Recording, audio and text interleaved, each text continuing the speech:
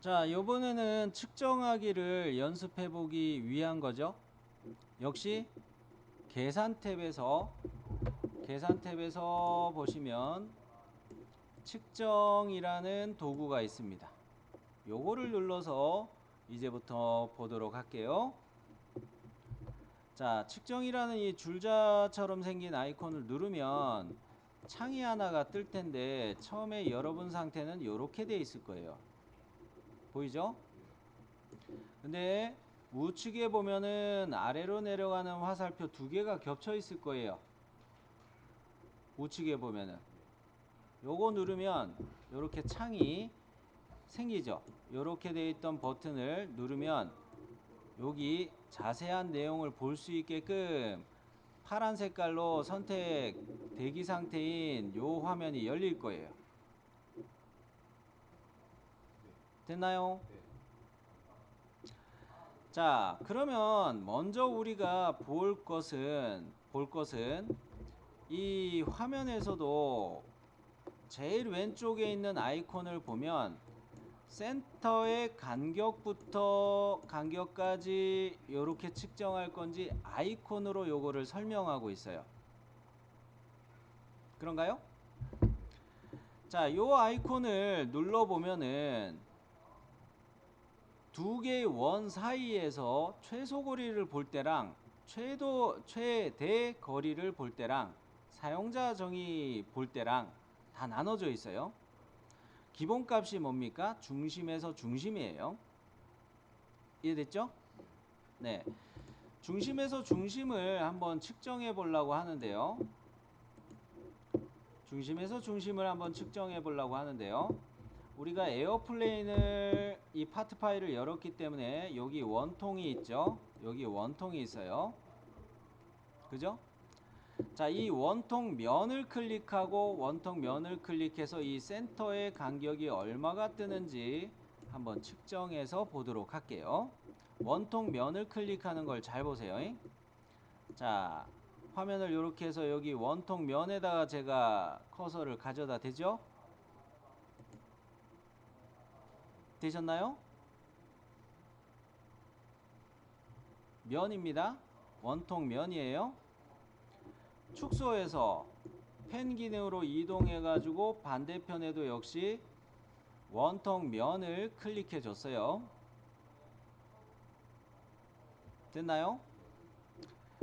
자, 이 항목을 보면은 실린더 축간의 거리라고 해서 얘가 값이 얼마로 뜨셨나요?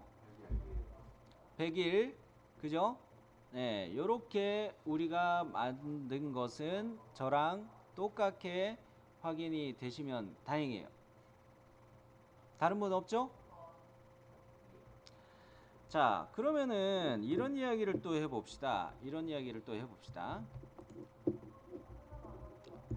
자, 요거에서 우리가 좀 보도록 할 텐데, 여기 쪽에서 봅시다.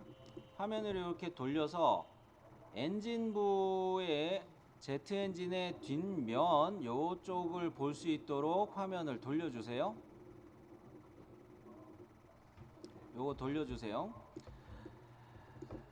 자, 원의 넓이를 구하는 공식은 뭔가요? 원의 넓이는 어떻게 구하나요?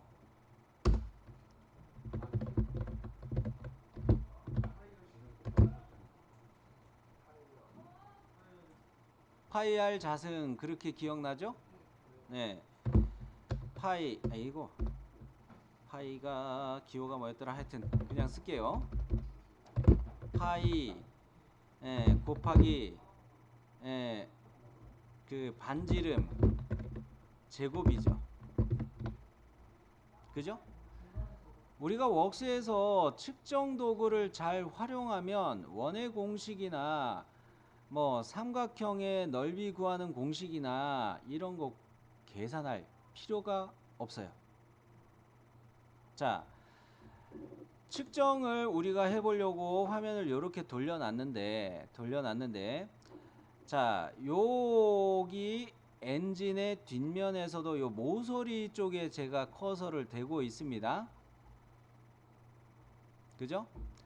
여기다 커서를 대고 있는데 이 원주 모서리의 원주 둘레 요 모서리를 그냥 클릭해 볼게요. 어떻게 나와요? 지름이 나오죠. 제 거는 지름이 8.68이라고 나왔습니다. 저랑 똑같은가요? 그런데 그 위에 길이라는 값이 또 있어요. 27.25로 나오죠. 얘는 원의 둘레였습니다. 원의 둘레. 파이 d가 원의 둘레 구하는 거였죠. 원의 면적은 조금 이따가 이야기하고 먼저 요거부터 살펴보려고 했던 거예요. 자, 파이 d 즉 지름 곱하기 요 8.68 곱하기 3.14 해주면 역시 요 값이 근사치로 나올 거예요. 소수점 차이가 난다는 건 뭐겠어요? 얘가 소수점 이하 자리 두 자리만 표시하기 때문에 차이가 나는 거로 보이는 거예요? 네. 여간 원의 둘레 공식도 이야기할 겸 요거를 봤다면 이번에는 이 지름값을 알고 있으니까 R 반지름을 요걸로 환산해서 또 면적을 계산할까? 아니에요. 역시 아니에요. 자, 모서리선 선택된 모서리선 이 메시지에서 마우스 우클릭해서 선택 취소해버리면 어떻게 됩니까? 해제가 되죠? 네, 이런 선택창에서 마우스 우클릭할 때 삭제가 있고 선택 취소가 있다고 했어요. 선택 취소는 여러 개를 선택했을 때 한꺼번에 싸그리 없애는 거고, 선택이라는 거는 삭제라는 거는 내가 선택한 항목만 지우는 거죠. 자, 선택 취소로 이걸 싸그리 날려요. 그러면은 클릭해서 선택한 상태에서 해지가 됐죠. 자, 이번에는 제가 커서를 어디다 대는지 보세요. 이 면의 가운데에다가 대고 있어요. 자, 이 면에다가 클릭할게요. 자, 그랬더니 면적이라는 값이 나오나요? 면적의 값은 제 거는 59.11mm 제곱이라 나왔어요. 저랑 똑같으신가요? 네. 그 다음에 둘레는 그대로죠. 아까 그 원의 둘레 공식 이야기하면서 뭐 제가 미리 이야기했었던 모서리를 선택했을 때 나왔던 값 27.25 이거는 그대로죠. 자, 계산기가 필요 없습니다. 웍스를 쓰게 되면. 이해되셨나요? 네. 요것은 그 CAD에서는 에리어라는 명령으로 요거를 활용할 수가 있어요.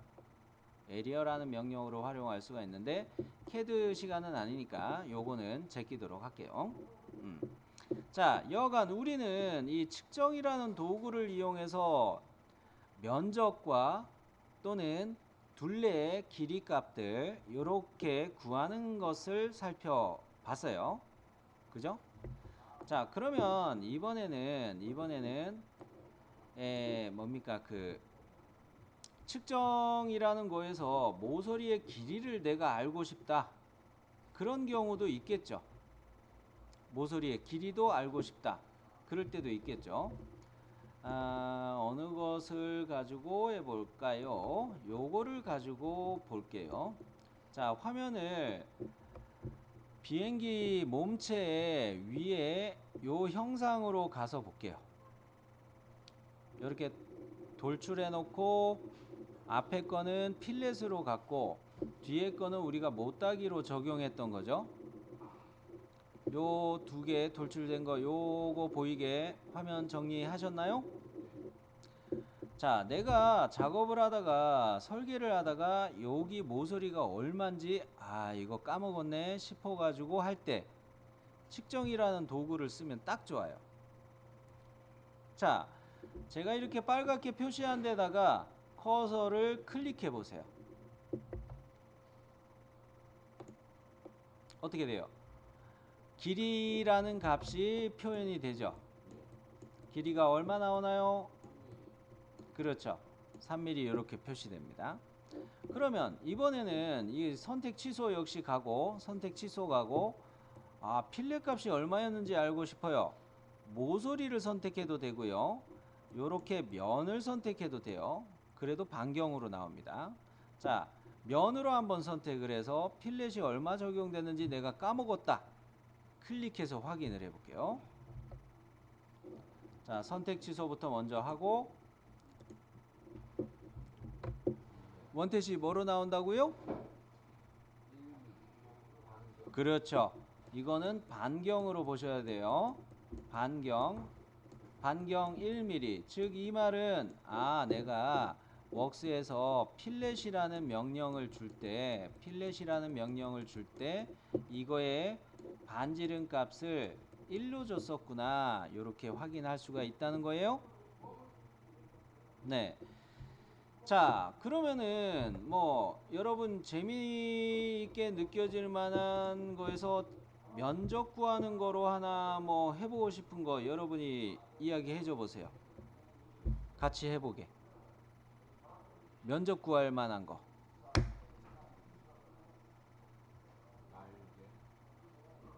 날개, 앞에 날개요? 뒤에 날개요? 앞에 날개에서 면적을 구한다. 한쪽의 면적을 구한다 치면은 이렇게 볼까요? 자, 요거만 클릭하면 어떻게 돼요? 한 면의 면적만 나오겠죠? 그죠? 자, 요 면만 보면은 면적이 1961.53mm인데 날개 면적을 이야기했으니까 면을 일일이 돌아가면서 선택해야 되겠네요. 그죠? 그리고 날개의 요 측면도 한번 클릭해 줘야 되겠고요. 다 이렇게 선택을 했더니 이 날개의 총 면적은 7670.6 mm 제곱으로 저는 나왔어요.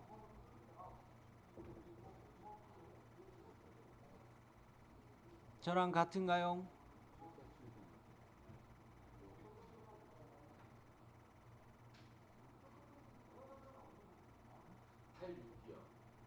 달육이요?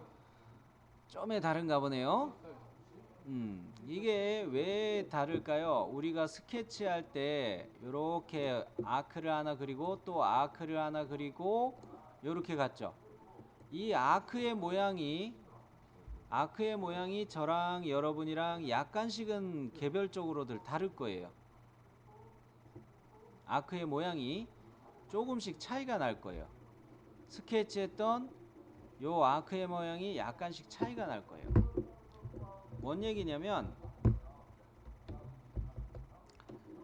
자, 요렇게 놓고 봤을 때 이 날개를 우리가 돌출할 때 요 아크와 이 아크가 있는데 요 아크의 모양이 약간 더 위로 올라간 분도 있고 밑으로 내려가 있는 분들도 있고 약간씩 차이가 있을 수는 있을 거예요. 여기에서 약간씩은 차이가 날 거예요. 그러면 뭐 차이 안 나는 걸로 볼까요? 차이 안 나는 걸로 엔진에서 요 면을 제가 한번 클릭해 보려고 해요. 요거 찾으셨나요? 자, 요 면을 클릭해 봤어요. 요거 해봤더니 면적이 몇이 나와요? 그죠? 단위는 안 쓸게요. 608.36. 요거는 뭐 차이가 없을 것 같으니까 요거로 봤는데 요렇게 나왔어요. 608.36이 나왔다 그러면 이거를 예를 들어서 그 철판으로 만든다고 했을 때 요거에 맞게 철판을 우리가 생각할 수는 있겠어요. 왜 생각할 수 있냐면요. 608.36이라고 했죠. 요거를 이렇게 복사해 가지고 계산기에다가 메모장에다가 잠깐 요거를 저는 메모해 놓도록 할게요. 이거는 직사각형의 면적이라 생각하면 되죠. 철판이 하나 있을 때 철판을 이렇게 말아가지고 엔진이라는 이 부품을 만들어준다 이렇게 생각하면 되죠. 그랬을 때 직사각형으로 얘를 좀 틀리기는 해요. 사실 원뿔을 펼치는 거로 생각해야 되는데 그거는 차지하고 그냥 판으로 이야기할게요. 그랬을 때 가로 곱하기 세로 하면은 직사각형의 면적이 나온단 말이죠. 그죠? 근데 우리는 면적 값을 먼저 알고 있어요. 그죠? 면적 값을 알고 있고 가로와 세로를 알아야 되는데 예를 들어 이렇게 응용을 해보자는 겁니다. 여기 모서리 보이죠? 요 모서리를 한번 클릭하시고 요 모서리를 또 클릭해 보세요. 19mm가 중심거리라고 해서 나오나요? 그러면 이런 말이 나오죠. 자, 여기서 세로의 값을 내가 19mm로 보는 거예요. 그리고 여기다가 곱할 가로 값을 이 19mm로 608.36을 나눠 가지고 나오는 값에다가 가로 값을 넣어주면 되겠죠. 그렇게 해서 해당 철판의 사이즈를 대략적인 것을 찾아주면 되겠죠.